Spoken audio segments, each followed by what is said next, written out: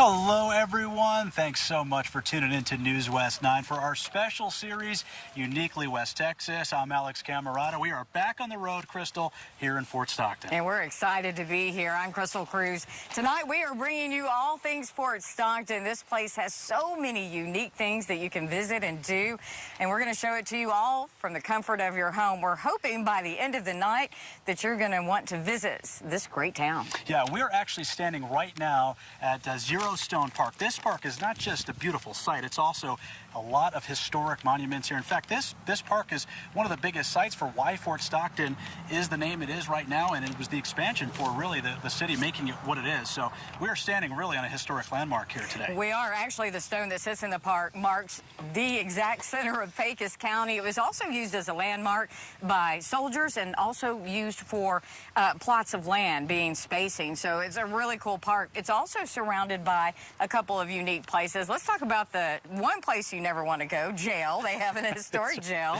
And they also have the Gray Mule Saloon, and once you're done out of jail in the saloon, you can go to the historic St. Joseph's Catholic Church. And, of course, there's the beautiful historic county courthouse all next to this park. That's right. Jason Freund's standing by at jail. We'll get to him later, but first, we've got a very special guest joining us. Come on in here, Arna. This is Arna McCorkle. She is the Executive Vice President for Fort Stockton Chamber of Commerce. Hey, Arna, thanks for joining us so much. I'm glad y'all are here. Well, thank you. This city is wonderful. We want to just ask you just a little bit about Zero Stone Park here, kind of the history behind it. We briefly mentioned it, but you know way more than we do. Well, one of the neat things about this park, if you'll notice, it has a memorial for all of the veterans who were killed in wars here. And this is where they hold the Memorial Day celebration every year, Veterans Day, all of that. And we have our concerts every other weekend during summer. And it's just a good place to come and sit under a whole bunch of big pecan trees. Well, it is beautiful out here. You know, when you enter the city of Fort Stockton, there is one huge thing that you see, and that is a big old roadrunner, Paisano Pete. And Paisano Pete is obviously the roadrunner's the mascot of the schools here in the town. How did that? It's not the schools. Oh, just the town. I'm sorry. I made that mistake. The town. Fort Stockton Panthers, but Paisano Pete came here in 1976. Our mayor decided we needed a mascot, and so Mayor Gene Cummings bought us a mascot, and his name was, well, they had a contest, and his name is Paisano Pete from the contest. You can't miss him. I mean, as soon as you pull into town, you see him. It's wonderful to look at. It's amazing how many people miss him. And we know that we're here for Uniquely West Texas. Before we let you go, any other events that folks should look forward to? We know there's a lawn concert coming up here tonight, but anything else that folks can look forward to? Well, of course, we've got the Water Carnival going on right now. It's tonight and tomorrow night. In November, we have our Holiday Glitz. And then starting in March, we will have the rodeo, the fourth weekend of March. That is getting bigger and better every year. All right, well, we're looking forward to that, Arna. Thank you so much. Thank you. All right, Arna McCorkle, the Executive Vice President with Fort Stockton Chamber of Commerce. Hey, we're telling you all about this history and Zero Stone Park. Hunter Alcocer goes a little bit deeper into the history here of Fort Stockton. Take a look. When you think of Fort Stockton, 9 times out of 10, the historic fort itself is probably what comes to mind. The fort was established in 1858. Then during the Civil War, it was abandoned, and then in 1867, the soldiers came back and they established the fort, and that's what brought other people into the area. But besides just occupying the fort, the soldiers' job was also to protect those who were just passing through. The soldiers entrusted with this task were the Great Buffalo Soldiers. So in 1866, the United States government formed new regiments of all African-American soldiers. And in 1867, the 9th and 10th Cavalry, who were all African-American, were brought out here to protect the travelers who were going west. The fort was so important to the area that those that lived in the town near it felt it was necessary to honor it decades later. Well, originally the town was called St. Gall. And so in the 1860s, the late 1860s, the man who owned the property called it St. Gall. And by 1880, the residents of St. Gall didn't like that name, so they voted to change it to Fort Stockton because in honor of the fort that was here. Today, historic Fort Stockton is more than just a historical site with a museum. The people of Fort Stockton see it as a place of gathering to bring the community together for fun times. It's the touchstone for the community. So we have events here, we have living history days here, the kids come and take tours, we have reenactors playing out. It really is a meeting place, and it's also a recreational place. But Harper says that despite the significance of the fort to the community, the city's history is more than just historic Fort Stockton. Fort Stockton has a lot of history besides the fort. So it goes back thousands of years with the Native American tribes who lived here. We have the Annie Riggs Museum, we have the Rollins Sibley House, the Frontier Days, we have the Gray Mule, which is a bar, a saloon from the 1890s. So there's a lot of history in Fort Stockton. It's really a place you can spend a couple of days, like exploring. Well, Crystal, so Fort Stockton, not called Fort Stockton originally, St. Gall. Who would have known that? Who would have known that? That's so cool.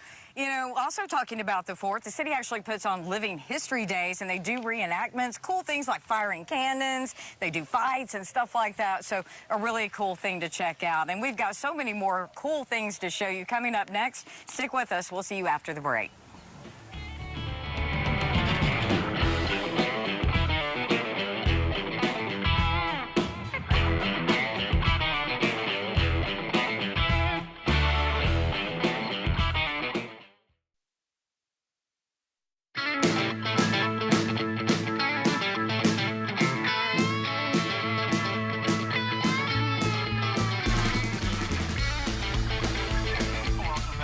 To News West 9's Uniquely West Texas. And Crystal, just a quick recap. We've already got a little crash course on Paisano Pete, the world's or state's largest roadrunner. Seems like the world's largest roadrunner, and Zero Stone Park, where we're standing right now. But there's a whole lot more, though, here. Yeah, there is so many historical places that you can go visit them. One of them is the Annie Riggs Museum. And just a little hint here, earlier today, we met George Riggs. That's his great-great-grandmother, and apparently she's got a pretty cool history. Christina Burgess went to the Annie Riggs Museum to find out more. Christina, what did you learn? Well, yeah, guys, back in the early 1900s, life in Fort Stockton revolved around this here hotel that I'm standing in. I'm standing in the kitchen, to be exact. Now, they say that when this hotel was open, it was the nicest hotel all the way from San Antonio to El Paso, which says a lot. Now, this wasn't just a hotel where people could stay and rest their head. It was also a place of community, and that is thanks to one woman. The town kind of revolved around this hotel for many, many years. For over 25 years, this adobe brick hotel was a staple piece here in Fort Stockton, providing shelter, fellowship, and hot meals to travelers who needed it. And it's thanks to this woman right here, Annie Riggs. But who exactly is this Annie Riggs, you may ask? Annie Riggs moved here when she was 8 years old, right after the fort was put in. And so she lived here from the very beginnings of Fort Stockton. She was married twice and divorced twice. And so after her second husband, Barney Riggs, she was working here at the hotel and realized that she was going to need to support herself and her children. And so she bought the hotel and made money. At the age of 46, Riggs brought the Kohler Hotel in 1904 and changed it to the Riggs Hotel. And as a single mom, her and her 10 children ran it themselves. This was the nicest hotel between San Antonio and El Paso. So everyone who was traveling east or west wanted to stay here if they could afford it. So yeah, it was the best hotel. And with the courthouse next door, the hotel attracted mainly judges and lawyers. It was 50 cents for half a room. So there would be 2 beds in a room. And if you wanted the whole room, you would pay $1. So, which was pretty expensive. Your stay at the Annie Riggs Hotel was also always not complete without a good meal and some entertainment. This was the dining room, and this was where she served all the meals for the hotel guests and for the people that came from Fort Stockton in town. And so she would entertain, she would play the piano, people would come here. She served meals to anyone that wanted to come in and buy a meal for 35 cents. So this was her kitchen where she prepared all of her food. It also is where she passed away. They brought her bed in here so that she could be warmed by the stove. And she ended up passing away here in 1931. Annie Riggs passed away at the age of 76 in a place she loved. And even though she may no longer be here, her legacy in Fort Stockton still remains. I'll tease the jail. Hotel still stands tall today, but now it serves as a museum. I'm here now with Ross Harper, the director of the museum. Thank you so much, Ross, for joining me.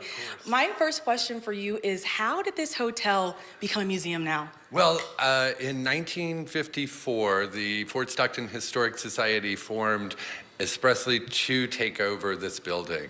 So in 1955, 14 of Annie Riggs' relatives gave the building to the Historic Society, and it became a museum, so it's been 67 years. Wow. And yeah, it's very exciting. It's a beautiful building, and so we've helped to preserve it. Oh yeah, so, oh yeah. And yeah. I know my other question for you, when you go through the museum, there's rooms with blue doors, and they were former hotel rooms at the time, but now when you go inside the rooms, it's rich, you know, Fort Stockton history. Can you talk about that? Fort Stockton has such an incredible history. It goes back, and so what they did when they designed the museum is they took each hotel room and they did a chronological story of Fort Stockton and the area. So it starts off with mastodon tusks, and then it goes to Native Americans, and then to cowboys, businessmen, and all the way up until 1941 when we had an Air Force training facility here in Fort Stockton. And so it tells that whole story. Yeah, and I even know we're in a room now, Annie's room, which is beautiful. This is the room that honors Annie. Yeah. Yes, sir. Yeah, it's wonderful. And if anyone's thinking about stopping by the museum and paying it a visit, can you tell them how they can do that? Yeah, we're open Monday through Saturday, 9 to 5. Yeah. All right. Thank you so much, Ross. You heard that if you want to stop by, you can do so. Thank you for coming. Yes, sir. Back to you guys.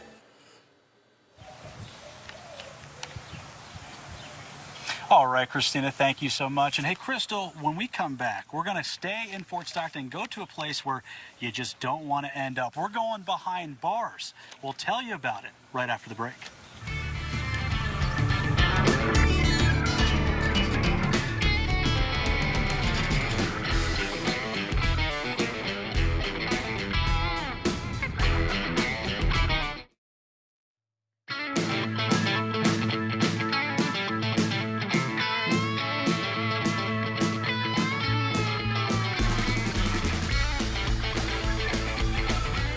Welcome back, everyone. We are broadcasting live from Fort Stockton for our uniquely West Texas tour. Right now, we're jamming out to Marcos Mendez. He is getting warmed up for their concert that happens at 7:30 tonight at Zero Park here. It's going to be awesome. Now, one thing that would have you singing the blues is getting locked up in the slammer. We're talking about jail, and there's a historic jail here in Fort Stockton, and it attracts people, the museum, from all over the world. Yeah, it really does. And hey, Jason Freund might have done something to get himself in that slammer. Let's go out to Jason Freund. Jason, just what did you do to get yourself inside a historic jail cell? Well, Alex, Crystal, if you guys want to know how this old place became so popular, it's all about the stories and the people who used to be here. Now, clearly, there are no more inmates living here or no more inmates here to work off their time, but these bars could talk. They would spill about a century's worth of stories about the sheriffs and the deputies who used to live here, or even the drawings that are out there on the walls right now. But fast forward to today, and the only people who are walking through these bars are global tourists who are coming all across the globe to visit Fort Stockton to walk the line at the historic old jail. Open the doors of the old Fort Stockton jail, and you're greeted with over 100 years of history. Originally, it was built in 1883, and it was a lot smaller. The building that you see today was expanded in, completion was in 1913, but it started in 1912. It's a two-story building. The first floor is where the sheriff and his family lived. And before you ask, yes, the wives were active members of the jail. The wives of the sheriff and deputy sheriff actually prepared the meals for the inmates as well as their family. As far as the inmates, they were housed on the second floor. They usually never left here, but every now and then they did get to stretch their legs. When it comes to the inmates themselves, they were pretty much confined to their cells, with the exception of the time that they were allowed outside for work. It was a short-term facility, so they worked off their time. 35 was the magic number before the jail reached full capacity and space was limited.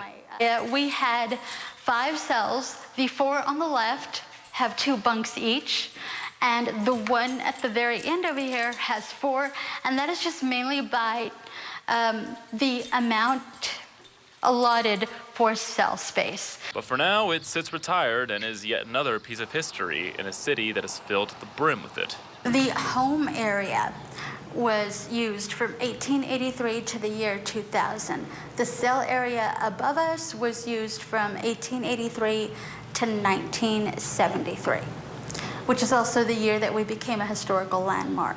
But the global tourists it brings in keep the stories and the memories alive. See, I met people from Turkey, from Israel, from across the pond, as they say, Germany, Poland. It is so amazing that I get to meet all these people from everywhere. I love it. I love it.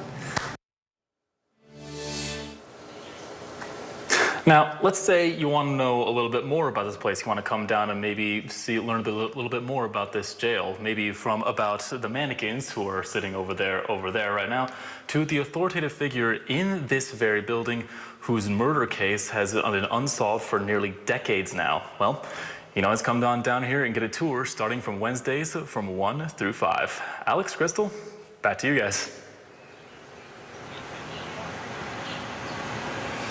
Yeah, Crystal, that's a place you definitely do not want to be. But hey, like the rest of Fort Stockton, a lot of history behind us there. Yeah, there is a lot of history. You know what else? Who's making history today? The Pecos County State Bank. They turned 95 years old. They were so cool. They invited the town out to have burgers. Just shows you what a great community it is here. 95 years. That's pretty impressive. Pretty impressive. Hey, 5 more for 100. They're definitely going to get there. Hey, we talked about a place you don't want to be at the jail. A place you do want to be is right here at Zero Stone Park, coming up at 7:30. Right behind us, Marcos Mendoza. He's jamming out a little early, doing his sound check, getting ready to have a live concert here. So if you're watching at home, come on down here to Zero Stone Park. A lot of a good live show coming up here tonight. And hey, tomorrow, also a pretty big deal, the 87th annual Water Carnival here in Fort Stockton. It is so much fun. There are pageantries, and then there's pageantry in the pool. They actually do synchronized swimming. So much fun stuff. But it's just a good time. The whole community comes out, and I know a lot of people are probably wondering what the weather is going to be like for all of that. So when we come back, Dan will tell you what you can expect for the Water Carnival. Again, something you really don't want to miss. A good time for the whole family. In fact, Victor Lopez will be judging some pageants. Yeah, we'll send it over to Dan after the break. I'll have your weather to make sure things are okay tomorrow.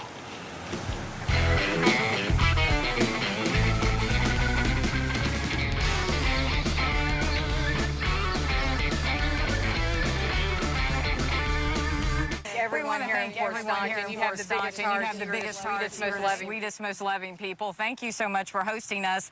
We want to tell you, if you missed any part of this broadcast on the history of Fort Stockton, you can check out our YouTube page. You can check us out on our 9+ app, or you can go to newswest9.com and check it out. Yeah, and as Jason and Christina told you guys, there is so much history in this town. Yeah. What a wonderful city. We've pretty much broke it all down in a half an hour, but there's a lot more to come on out here. And again, 7:30, there's a live concert here, so come out to Zero Stone Park and check it out. And then back again next week. We're on the road again, highlighting all things Marfa. So our Uniquely West Texas series rolls on next week as we tell you a little bit about Marfa. Thank you so much for tuning in. For Jason, Christina, and Crystal, I'm Alex. We'll see you guys next week on Uniquely West Texas. Bye.